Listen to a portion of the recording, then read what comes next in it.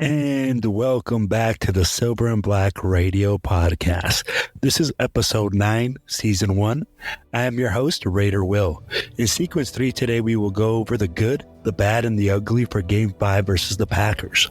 We also give out game balls, along with some comments from Jimmy G and DA at practice today, and give our 3 keys to victory versus the Patriots.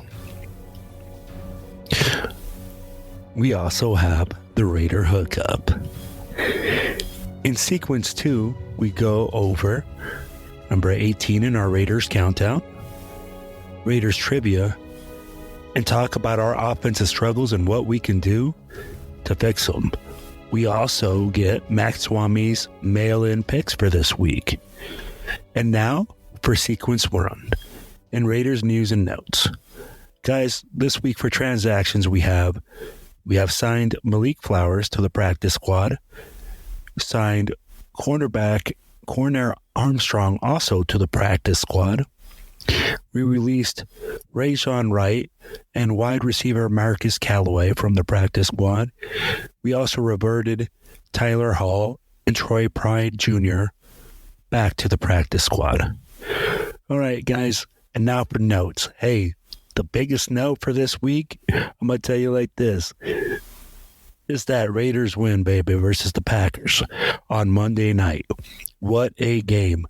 I mean, the game resembled a Packers game at Lambeau Field. We literally had so many Packers fans there, guys.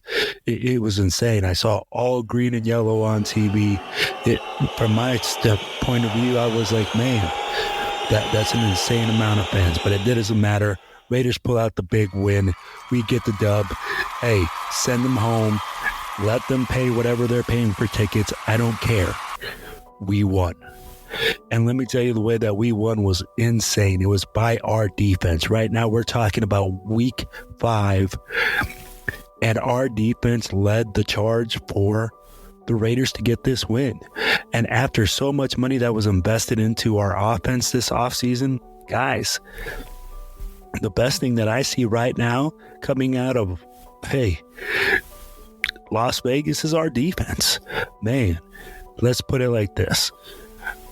They created 3 turnovers, 2 sacks, and they had a multitude of smart plays, even a horse collar tackle that was penalized, that saved us some points. So let's just put it like this, all right? Robert Spillane had 2 interceptions, and Amik Robertson followed that up with a game-saving interception at the end. I know everybody saw it. Gets beat.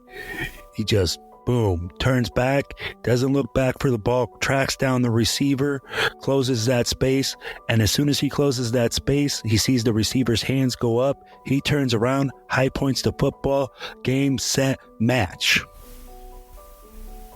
Great play. Great play by Amik Roberts. Great recovery. I mean, at the end of the day, he made the play. Mad Max Crosby with another stellar performance. He has 4 TFLs, 1 sack, and Trayvon Morik followed up with 5 total tackles, 3 solo, and a sack. Again, Marcus Peters, man, he showed up big for us. I know a lot of people have been saying, hey, this guy's been playing soft. This guy really, makes a lot of business decisions when it comes to tackling. And you know what? I can't disagree with you on that. But he came up big for us in this game. He saved the touchdown, saved us forced the Packers to take a field goal instead. Guys, this was a game that was won by our defense. Like, honestly, if you guys were watching the game, we took the lead. I think at half we were up 10-3. 10-3. And then we end up winning the game 17-13. This was a total defensive battle, guys. If our defense wasn't up to par, we definitely would have got blown out of this game. Jimmy G, baby, still struggling, man. But hey, you know what? He got the job done. I can't complain. Guys, I don't want to be one of those fans that starts complaining about, hey, that we're winning. And the fashion that we're winning, we got the win. And regardless of what led the charge, let's just be realistic and say, hey, A win is a win. Whether it's pretty, whether it's ugly, it doesn't really matter. This is the NFL. Now, do we have higher expectations for our guys? Absolutely. And we can't say, hey, that we shouldn't. I mean, offensively, we went out and spent a lot of cash. But hey, again, we will talk about that later in this show. So I'm going to try to stick on topic, which right now is our defense.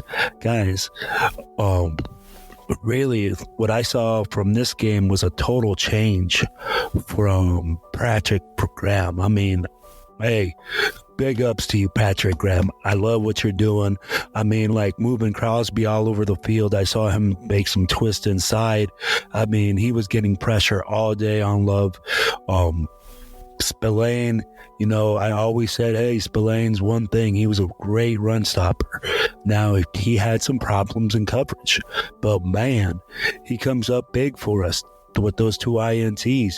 One of them, you know, Jordan Love just drops right into his hands. I mean, I don't know what Jordan Love was looking at, but he threw it straight to Spillane, but Spillane caught it, brought it almost down, almost scored it. I think he got down to the 10-yard line.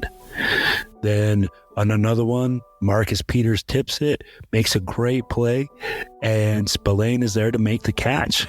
Guys, that's just textbook stuff. That's stuff that you practice. That's stuff that you get down, which is great. Then we had Amik Roberts, like I said, hey, that last play of the game, I don't know what happened, but he comes up hard. And I know that he came up hard and he said, oh shit, I just got beat. Turns back, locks on that hip and closes down. I mean, that closing speed was crazy. And then to say, hey, that he did not get on the elevator, hey, check that man's hops, baby. That dude jumped through the roof to get that ball. Absolutely amazing. Great job, Amik Roberts. I mean, hey, defense, hats off to you this game. Mad Max, everybody on D, we love what you're doing. Keep representing Raider Nation the way that you guys are. Patrick Graham, I mean, I don't know how we can say that you're really on the hot seat now when you have been making a bunch of adjustments. And you know what? We're watching, man. You guys are doing a great job defensively, especially this last game, to say, hey, we are getting better. Guys, we always said that we wanted a middle-of-the-pack defense, that's all we needed for our offense. And guess what we have right now? We have a middle-of-the-pack defense with no superstars. Okay? I mean, like, yes, we have Mad Max Crosby. But, I mean, after that, you know, Marcus Epps, Spillane, Diablo. These are not like guys that you're like, hey, man, jumping through the roof to say numero uno. So, Patrick Graham, big ups to you, man, with what you're doing, with what you got. We keep changing it. I mean, keep doing what you're doing. Keep us off tilt. Keep the offense guessing.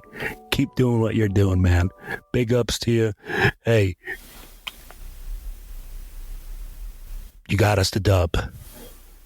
And Raider Nation appreciates that. For number 18 in our Raiders countdown. Number 18 in our Raiders countdown is Rich Gannon. Rich Gannon is the last quarterback to lead the Raiders to sustained success. While he may not have the longest tenure with the team, Gannon's production over the 4 years that he was with the team was as good as any. He also had 2 seasons that were, you know, injury shortened. But in those seasons that he was with the team, he put up 17,585 passing yards and 114 touchdowns. Of course, he led the Raiders in the league's most dominant offense to a Super Bowl appearance following his MVP season in 2002. A longer tenure with the team would have put him up higher on our list, or even if he would have got a Super Bowl. But even though he had a short tenure, there's no doubt that Rich Gannon is an all-time great Raider. And that's why Rich Gannon is number 18 on our Raiders countdown. And now for Raiders trivia. And today for Raiders trivia, guys, the question is, when did the Raiders move to Los Angeles from Oakland? Guys, you guys can go ahead and message us on Facebook at the Black Hole of Western Colorado to answer this question. And we are going to go ahead and send you out a Raiders flag. The first person to answer this, to send a message to the Black Hole of Western Colorado answering this question will get a free flag in the mail. All right, guys, and now we're going to move on to Matt Swami's picks for the week. This week, guys, Matt Swami had to mail them in to us. He had some work issues. So just so you guys know, last week's picks, Matt Swami wasn't so hot. 8-6. But you know what? He's 50-28 for the season, shooting right around 65%. Okay? And this is what we got for this week for Matt Swami's picks. Kansas City versus Denver. He has Kansas City. Baltimore versus Tennessee. He has Baltimore. Atlanta versus Washington. He has Washington. Minnesota versus Chicago. He has Minnesota. Seattle versus Cincinnati. He has Cincinnati. San Francisco versus Cleveland. He has San Francisco. New Orleans versus Texans. He has New Orleans. Jacksonville versus Indy. He has Jacksonville. Miami versus Carolina. He has Carolina in a sweet, sweet upset. New England versus Las Vegas. He has the Raiders with the win. Detroit versus Tampa Bay. He has Detroit with the win. Los Angeles Rams versus the Cardinals. He has the Rams with the win. Philadelphia Eagles versus the Jets. He has the Philadelphia Eagles winning that game. Buffalo versus the G-Men. He has Buffalo. And last but not least, Dallas versus the Chargers. He has Dallas. And that's all we got for Matt Swami's picks this week, guys. And welcome back to the good, the bad, and the ugly for Week 5 versus the Packers. All right, guys, this week for the good, we got the defensive turnovers and the pressures that created opportunities for the offense to score. Also, offensively, even though we didn't have a lot of bright spots, the one thing that we did see that we loved that did improve was the ball distribution. We saw Mayers getting the ball. We saw Tay getting the ball. We had lots of players getting the ball. We had Jacoby Mayers. I mean, ball distribution was on point. Even Renfro got a pass. So, hey, obviously we know that that's something that's going to be key that we need to continue to do and improve on. So, guys, I think we can all agree that those are some things that we all say, hey, those are good things that came out of this Packers game. I know offensively not very many things did, but ball distribution was something that I think we've been hitting on quite frequently lately, especially with our offense. So, hey, Jimmy G, good on you, baby. And stepping up that game, making sure that, hey, ball distribution was something that's key. So that way, hey, the defense has to respect everybody on the field. All right, guys. Now the bad. The bad for us here at the Silver and Black Radio podcast is still that, hey, our run game is still struggling. We are still struggling to, block up front, to be physical, to be nasty, to just have that little bit of it about us, that little bit of nasty streak to say, hey, you know what? Run the ball behind me. I want to be that guy. I want to be the guy that says, hey, I'm going to get you the first down. Run behind me. I think Lincoln Kennedy said it in a podcast just a couple weeks ago or last week. Hey, offensive line, we need to wake up. We need to get a little nasty attitude about us, and we need to get after it. We need to become something special. And guess what? We can be. We were there last year. Just get that little bit of nasty going so that way we can get our run game improving, because that's something definitely that we need. And now the ugly, and it's going to feel like I'm beating a dead horse, but it's going to be the offensive line.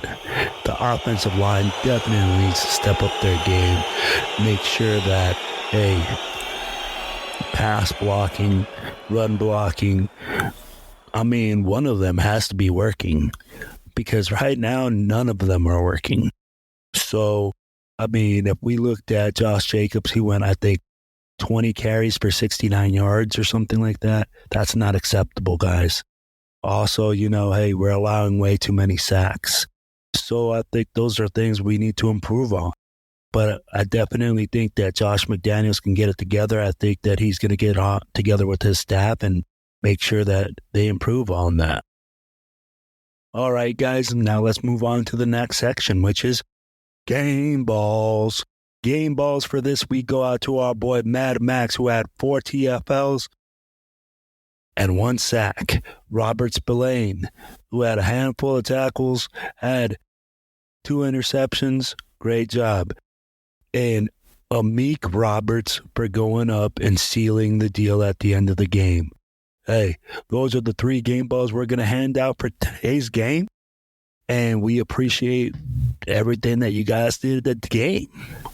All right, guys, and now for the next section of our show, what we're going to do is listen in on what Jimmy G and DA have to say about practice today and what they got going on, and, what their thoughts are for the New England game. So if you guys just give me 1 second, let me put that in right now. There's partially pitches and grill looking faster and you for version of listeners. I haven't had a chance to really look at them as much as what obviously I will throughout the week, but it's just one of those games where you can't be fooled into thinking that it's not a solid team because of the record. Man, you got to keep in mind the history of the organization and who's coaching over there. And, they do have a lot of players that can make plays. So it's just one of those games that you got to kind of dive into the tape and make sure you know who you're playing against. That way you don't get fooled thinking that, based off of the 1-4 record, that it's going to be an easy game.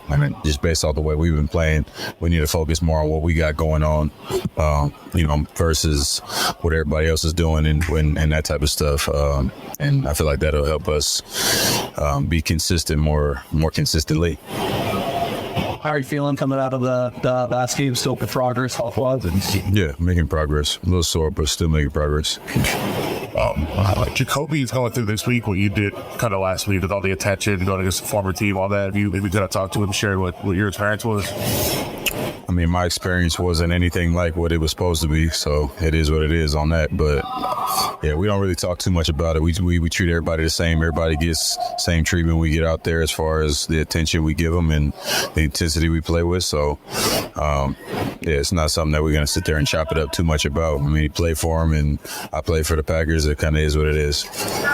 This is a much different team, with a couple adjustments, but just based on playing the Patriots last year, what were some things that they did well as a defense? They play well together. They're coached well, so obviously they have a good scheme, do a pretty good job. I haven't really had a game against the Patriots yet that where I feel like I had a game that I was hoping to have. So they obviously understand who is meant to do what, and who's who in the zoo, as we say around here. So at the end of the day, you got to find ways to still make it happen and not use it as an excuse to not having certain guys be able to produce regardless. So you just gotta get a plan together and execute it. I think it's been pretty productive so far this season, and the guys has been healthy. We think allowed him to have so much success early on. Just being ready. I mean, he's a really good player, and he's one of those guys that take it serious throughout the week. With the film study and knowing who he's going against, and the intensity that he brings every snap is it's a winning intensity and winning intentionality to what he does too. So it makes it easy. And if guys that take plays off, that might be the one where the quarterback was looking to you, and he doesn't really do that. So it makes it a lot easier on the quarterback in our team. Tay, I know you spoke a lot about winning mentality, and obviously it was just one win, but it was a very important win, especially when you look at the calendar. Did you stop for a second and remind players of that feeling and say this is what we need to feel like all season? We obviously want to try to bundle up that feeling as much as possible, but what I said more was about not even making it as close as what it was, because a game like that, we need to have some type of convincing victories. That way we can really hold on to that feeling, not the feeling of just squeezing out. Obviously, defense did a great job coming through in the clutch at the end of the game, but we didn't do much to help them out there, and we haven't been this year. So that's more what I'm focused on, rather than just squeezing victories by and being happy at that. I feel like there's more to take from a game than just the win or loss. Depending on, you can be on either side. Obviously, you'd rather win regardless, but you can win a game and look, and we've done that too many times. So we got to start changing the way it looks.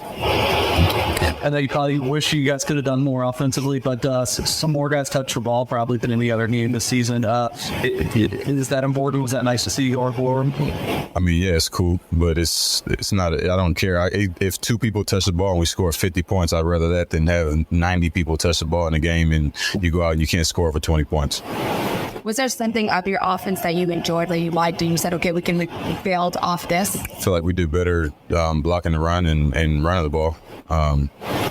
So we just got to find a way to keep getting JJ up to the backers, and we block the safeties and do our job, and then it'll create more explosive runs. So did a little bit better job with that than what we had earlier in the season. What's up, everyone? You tricked us. What do you mean? Because you came out of the locker room, took a right. I had to get a water. Carius that stepped into on Sunday. I know every game kind of is unto itself, but is that ideally where you guys want to get to in terms of utilizing everybody? Yeah, I think that's kind of good recipe for us. Just different guys getting yards, keeps defense on their toes. It makes it tough on those guys. So we got a lot of weapons, man. It's my job to use it. I counted a bunch of them, and including yourself.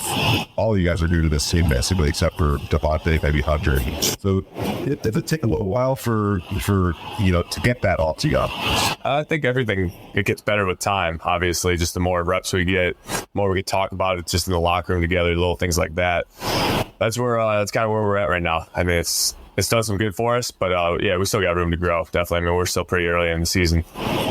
With being able to connect with all these people and look for them, does that have a lot to do with your chemistry developing now, and that relationship? Chemistry, trust. I think those are the two main things. We come out here, a lot of our routes have different options on them, so you got to trust that the receiver, tight end, running back, whoever it is seeing the same picture you're seeing. Once they earn that trust as a quarterback, it makes your job so much easier, because you can know that where they're going to be, trust that they're going to be in that spot, and that's when you can play fast.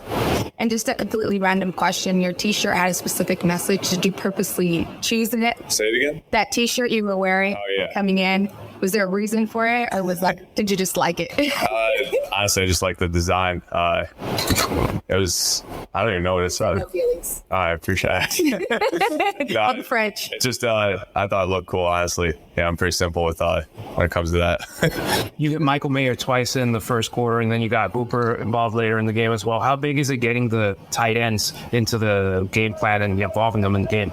It's something that we haven't done a lot of, so I think it was a nice little change up for us. Like I said before, it keeps the defense on their toes. They have to cover everybody, and those guys, they run hard with the ball, man. So we just got to get in their hands. You got less time this year, so sometimes during the ball.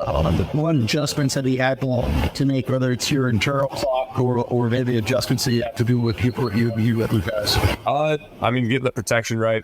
Obviously, where it starts, the communication part of it, but just being decisive with it, I think.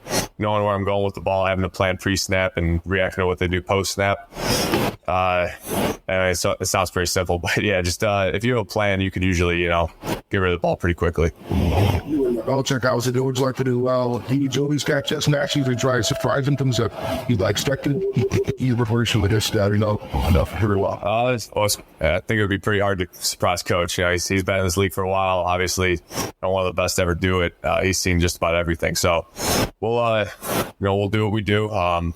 Sure, we'll have a couple of wrinkles here and there. I'm sure they will too. But yeah, that's kind of the chess match. When you play against a former coach, I've learned it's fun though, man. You got to embrace it and make the best of it. Are you shocked with the way things are going in New England right now? Because it hasn't been often seeing them that way through the last 2 decades. I think it is what it is. They've been in some close games though. It's could get skewed by if you just look at their record, but when you look a little more in depth into it, they're a good team. They've been in close games with some good teams. So we got to come correct here on Sunday. Obviously, Monday Night Football games gives you an extra day of preparation the week before, but now you get a day less to get ready for this one. How do you go into the week planning that way? I think the coaches do a great job. They have a good plan for us this week. Getting the stuff done today, and then tomorrow's gonna be a big day for us. Just is what it is, man. Season's always weird, so you just got to adapt and hit it on the run. Jay has talked a lot about that winning mentality. When I asked him earlier about it, he said that, it was good to win, but he feels like there's still a dominating effect that's needed to win. Yeah, definitely. Whenever you win, it's always a good feeling. It's hard to win in this league, but you want to be perfect. I think as an offense, we're trying to always push for that. Just the little details that we could tone in on. If we get those knocked down, we could really do some damage. But it's just about us, man. We got to get ourselves right before anything. All right, guys. So you guys heard there from GA and Jimmy G, obviously stating, hey, you know what? Lots of things that we still have to work on. I feel a little bit of frustration from DA saying, hey, you know what? We've only been able to score 17 points, and I want to get over that 20. I want to get over that 20 thresh mark. And then you heard Jimmy come in and say, hey, this offense, we need to get ourselves right. Certain guys need to be in certain positions at certain times. And, they're all trying to get on the same page. So I'm hopeful that we get all on the same page versus New England, because I'm going to tell you like this, Bill Belichick's going to be ready for us. So that's why I'm going to go over our 3 keys to victory versus New England right now. Guys, I think the first key for us is going to be winning the turnover battle. We have to win the turnover battle. If we can't do that, man, we are in for a long, long day. Also, hey, offensive line, we got to get it together. We have to work together. We have to make sure that, hey, we are being efficient, that, hey, if there's a guy that's not being blocked, we need to figure out why he's not being blocked. Little things like that. Get an attitude about you. We believe in you guys. We know that, hey, you guys are a versatile group, but get out there, get after it. And I think the last thing is going to be key number 3, and it's going to be a big key for us, which is going to be the play calling. McDaniels, Belichick. It's going to be a chess match, guys. And I know it for a fact. They're going to be out there, hey, we play checkers, they play chess. There's going to be some things we might not understand, we might not see. But guys, believe that play calling is going to be a huge part of this game versus New England. All right, guys, so that's all we got for our 3 keys to victory versus New England. And now, for our favorite segment of the show,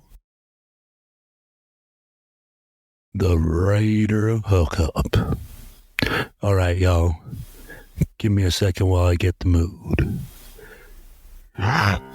Oh, yeah, baby. Where am I headed to tonight, baby? Want to know where I'm headed to tonight? We are going to be headed to Grand Junction, Colorado, to the Eagles 595 to watch the Raider game. The address is 1674 US 6 and 50, Grand Junction, Colorado, 81503. And that is the home of the black hole of the Western Colorado. So, hey guys, that's all we got for today's show. We got nothing but love for you guys. Please click subscribe. If you guys are watching us on YouTube, please hit us on that auto download button on Spotify or anything that you download your podcast on. If you guys like what you guys are listening to, please comment, hit us up. We are always more than welcoming for feedback. All right, guys. Well, we love you guys. And as always, it's always about one nation, Raider Nation. Raiders.